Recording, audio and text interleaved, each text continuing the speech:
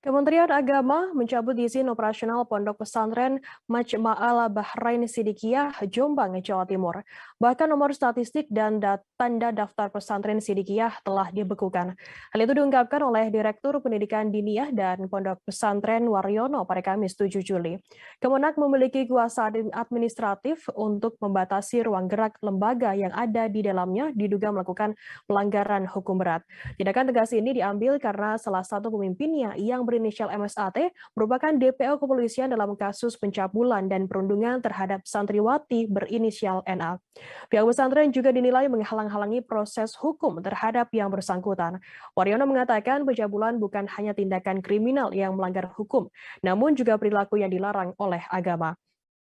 Kemenak mengatakan pihaknya mendukung penuh langkah hukum yang telah diambil pihak kepolisian untuk mengusut tuntas kasus tersebut.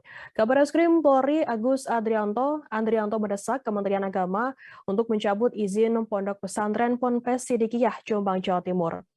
Atas buntut kasus pencabulan oleh MSAT.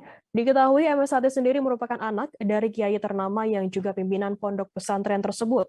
Sementara itu anggota Komisi 8 DPR RI Lukman Hakim merespons proses hukum terhadap pelaku cabul terhadap santriwati MSAT alias Mas Beci 41 tahun. Ia mengapresiasi dan mendukung penuh Kementerian Agama yang mengambil tindakan cepat dengan mencabut izin Ponpes Sidikiyah Peloso Jombang terkait kejahatan seksual.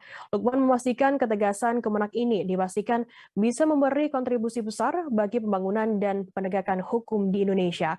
Tindakan yang diambil Kemenak ini juga menjadi momentum bagi semua lembaga pendidikan di bawah naungan Kemenak untuk terus meningkatkan upaya pencegahan terjadinya tindakan kejahatan seksual.